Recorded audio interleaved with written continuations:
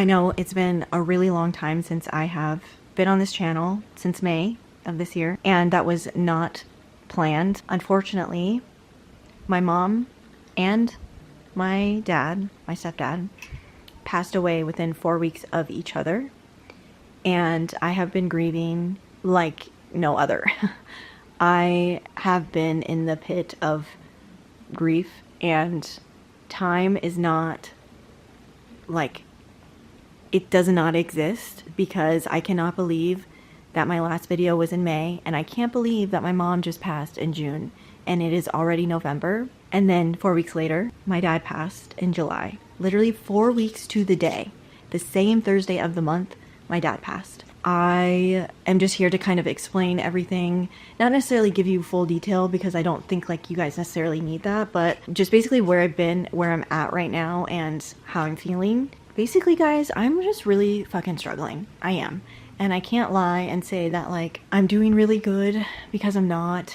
The most devastating thing that could have happened to us this year, and I'm really just in the weeds trying to pull myself out of it and heal and grieve properly. I've lost a lot of people in my life. I've had a lot of people die on me, basically, and I've never grieved properly, and I didn't know how to grieve.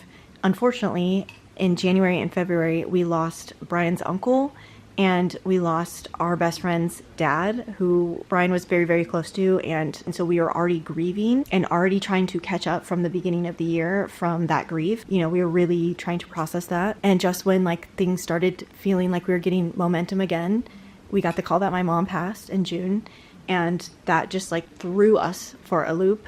And immediately we drove to Yuma to stay with my Nina and my uncle, and just to be in her space and be with Poncho. We also adopted my mom's dog, Poncho, and he is everything and more to me. I love that dog more than anything. And if you guys know, I'm not really a dog person, but he is more like a cat than anything.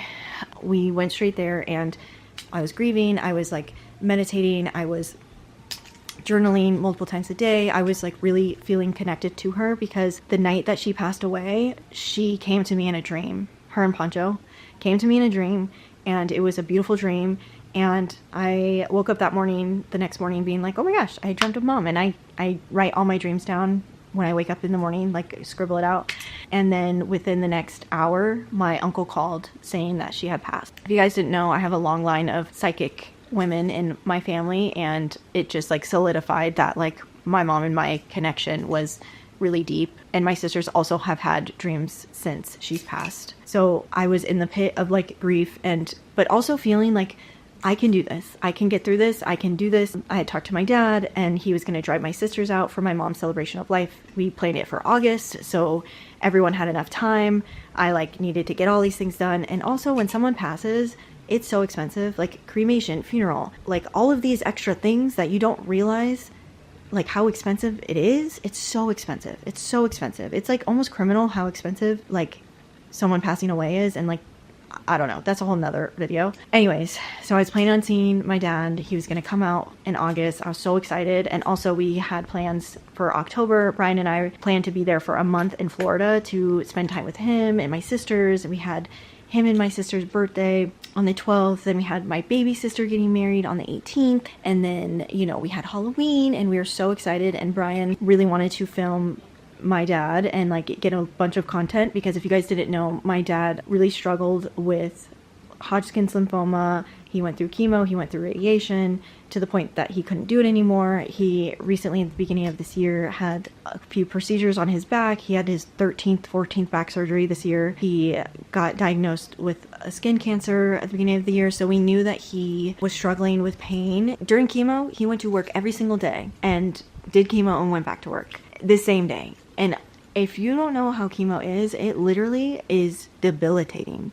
And I went to chemo with him a few times, and I was just like in awe with his resilience and his work ethic, and just like his provider masculine that he just like pulls from his bootstraps. Like he worked every single day and worked to the last day.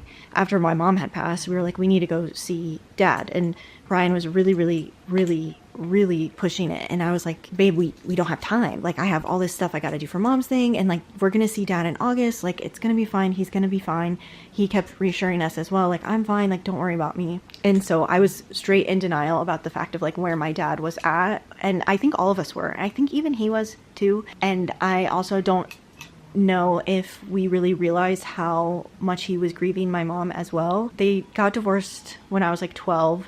And then when I was like 18, 19, they got back together. Him and my mom stayed together for a few years, and then she moved back. And my dad always said, like, it didn't work out in this lifetime, but maybe in the next. He never really dated or anything after that. He just like committed his life to me and my sisters, and that was so admirable. But I don't think any of us realized how much he was grieving my mom as well. So then as I'm like feeling like I can get through this, I got woken up in July, 4 weeks to the day. The worst part about it was that my phone and Brian's phone was on Do Not Disturb because we were sleeping, and because they're 3 hours ahead, you know, they were calling me at like 4 or 5 in the morning, and I was obviously not awake my time. And it was like 9 o'clock when they found him, and they couldn't get a hold of me. And that was probably like the worst thing about this whole situation, was that my sisters called me and they needed me and they couldn't get a hold of me. And I just felt so fucking awful for that, because I'm big sister. I take care of my shit. I take care of my sisters. I will do literally anything for my sisters. Anything that they need, I will go above and beyond to help them with or figure out. And it's always been that way. And so the fact that they called me over 100 times, just my phone, Brian's phone, they finally got a hold of Brian's mom via Facebook. And if his dad wouldn't have come and wake us up at 7 our time, I would have just kept sleeping, and I just would have felt so bad. So my phone is never on Do Not Disturb anymore. Even at night, I keep it on, because if there's an emergency, then I need to pick it up. And the trauma of this, literally traumatized. That is when I basically lost my shit. I literally lost my shit. I was just like, this is the worst case scenario that could have happened. I didn't get to see him before he passed. Like, I had just talked to him the night before. We talked almost every single day on the phone. We texted all day long, every single day. Me and my mom texted all day long, every single day. We were very, very close. And so this, like, shook me harder than, like, I have ever experienced in my life. And so in the midst of dad passing, Brian and I were like, do we go out to Florida right now? And my sisters are like, no, like, there's nothing that you can do other than you would just be here, and like, there's nothing to do, you know. But there were still things that I had to get done for my mom to be handled, you know, celebration. And there were still things that needed to, in the midst of this, I had to clean out my mom's room, go through everything, pack up everything. There was just a lot happening, a lot of moving parts that I didn't work. Like, Brian did not work. Like, we took a lot of time, but luckily, and I'm so grateful for this, but my best friend created a GoFundMe for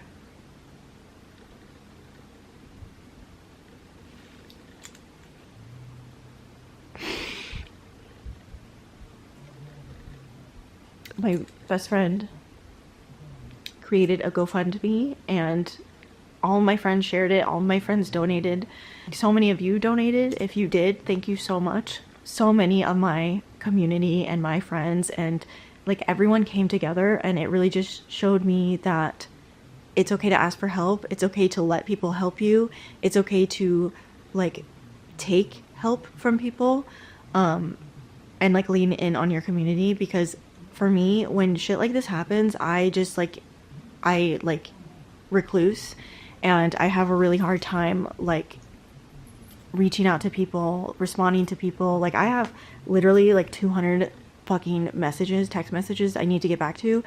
Like, I just have a really hard time doing that. And even still with that, my friends came through, and they really showed me that it's okay to ask for help, and it's okay to accept it at the same time, because I think in the past I've had a hard time accepting help.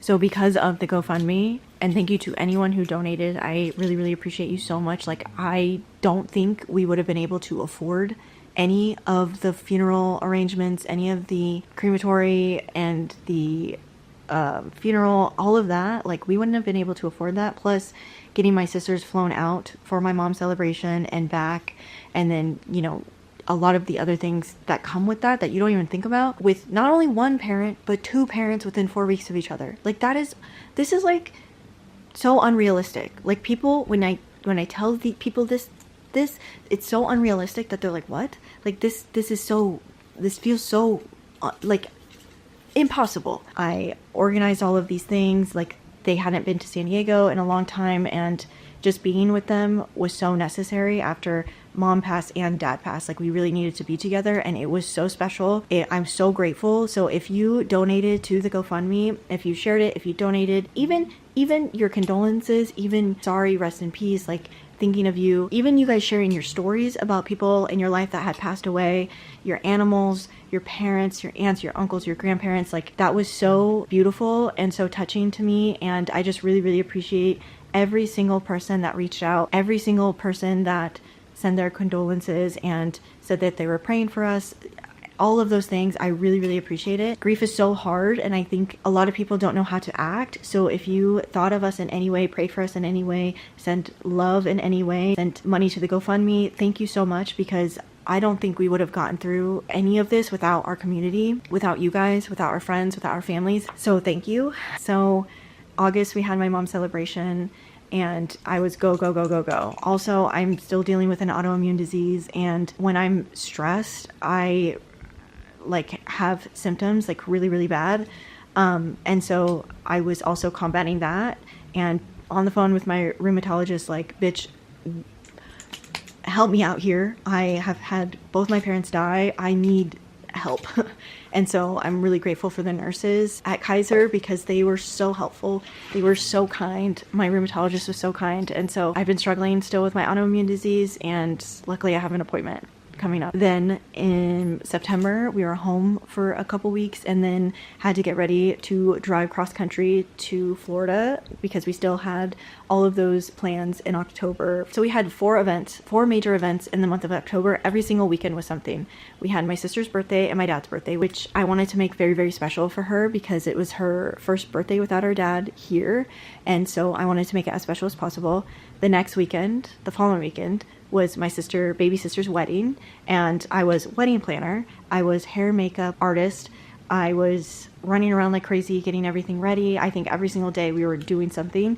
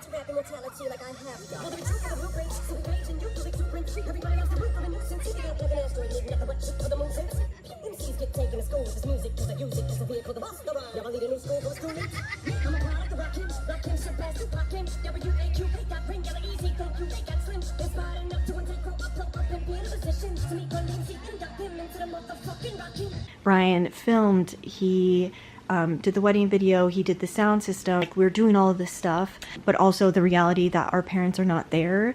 Our dad's not there to walk my sister down the aisle.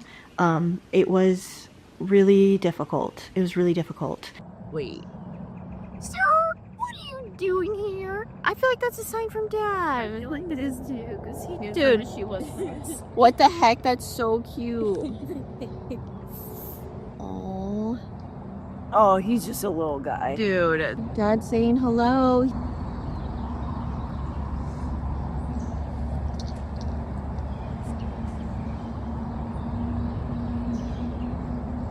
Hi. Hooray! Wedding day. Woo! Tears are shedding already. Yep, but that's okay. It happens. It happens. That looks really good, right? And I was just devastated because it was just so hard knowing that he wanted to be there so bad and he couldn't physically be there, but I know that in spirit he was. And then the following weekend, third weekend of the month, we had his celebration of life, his funeral, basically. And my sisters and I released his ashes. How do you say that? We let his ashes go where he wanted, behind the same bar that he had put my grandma's ashes. We did it. We did it. Okay. Bye, Dad. Love you. Bye. And so my uncle hosted and we were able to do that and we had such a beautiful time. I also did the memorial video for both my mom and my dad. And so I was so grateful that I got to do that. I got to like present it to the family and got to see their reactions.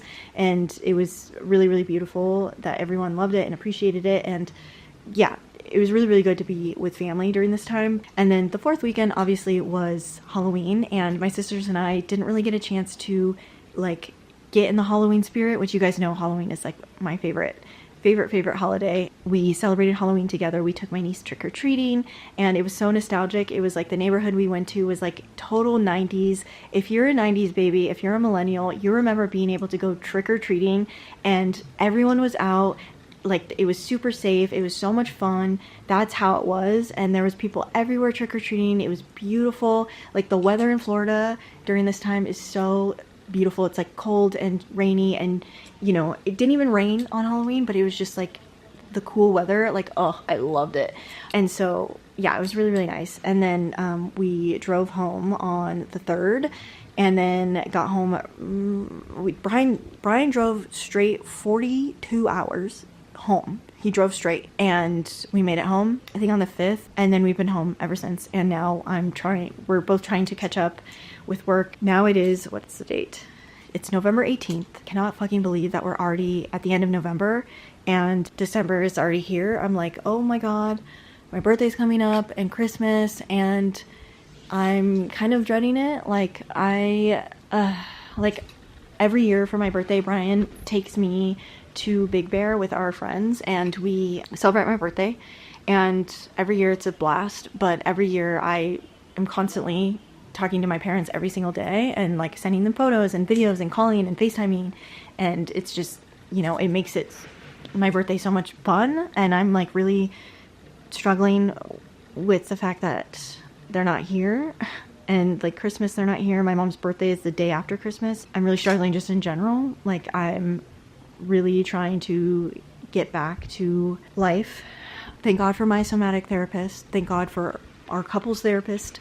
Like I'm so grateful for my support system. And we adopted my mom's dog, and we are adopting my dad's 2 cats. That was his wish, is if anything were to happen to him, that I would take his cat. So when we move, we will be taking those cats as well, because right now where we're at in Arizona, like if they escape, they're going to be eaten, and I just can't, you know. And we've already have 2 dogs here. We have Poncho now and like our family dog Jacoby, and we can't have 2 cats here. But when we move out, we will be taking them in. So I'm very grateful for that. And yeah, I've just been really struggling with this healing process and also like getting back on track. It has been very difficult. I have been reading a lot, finally back to the point where I can read. I didn't read for until September. From June to September, I really didn't read. And now I'm like finally getting back into like being passionate about reading again, and I'm very excited about that. And I did a lot of art, you know, when my parents passed, and like if you guys want to see those, I can share those. I've been really leaning in on art, and that's been really helpful. I've cried every single day since June, multiple times a day. I cry every single day, and it comes in waves, and I've never been great with grief. I just haven't, ever. And when I was a kid, I was told, like, get over it. It's been X amount of time. Get over it. Like, as a child, when you're told that, it's really kind of affects you in different ways that you don't realize until you're adult. And you're like, oh, I've never properly learned how to grieve. I've never properly learned how to heal during a very difficult time when someone passes away. And especially with 2 major figures in my life, to have passed away so soon between each other, I feel like I'm floundering. You know what I mean? Like I'm a fish out of water. That's how I feel. So I don't know. I really want to get back to posting. I really want to get back to sharing my life and sharing what makes me happy and what brings me joy. But I know I can't just like skip over the fact that my parents died. Can't do that. Can't do that. I am not okay. I'm just not. But also I'm doing my best to heal and to, you know, work through this. And I feel grateful for all of my support system, my friends, my family, you guys like have coming through, you know, with all of the sweet messages and all of the, unfortunately, relating to grief. The one thing that brings everyone together, the one thing that every human on this earth can relate to is grief and losing someone that they love, no matter what. Like grief is so universal, and it's something that unfortunately we all deal with, and it really can bring us together in a weird sort of demented way. Yeah. I'm just trying to romanticize my life again. I'm really trying to appreciate the little things, and I've been doing that every single day. I've been trying to find little things and gratitude and, you know, really just trying to make the most of my life again. Oh, one thing I did want to also say is that I am so proud of myself because I have not drank alcohol. I have not done any drugs. Like I have been so good with my sobriety, and usually something like this would be a very big trigger for me, and not saying that it wasn't, because this has really rocked my shit, but I have not touched alcohol. I have not touched drugs. I've been completely sober during this process, and I think that that has also been a lot for me, and like weighing heavy on me is like fighting this sober and healing through this sober has been insane. And but I am very, very proud of myself.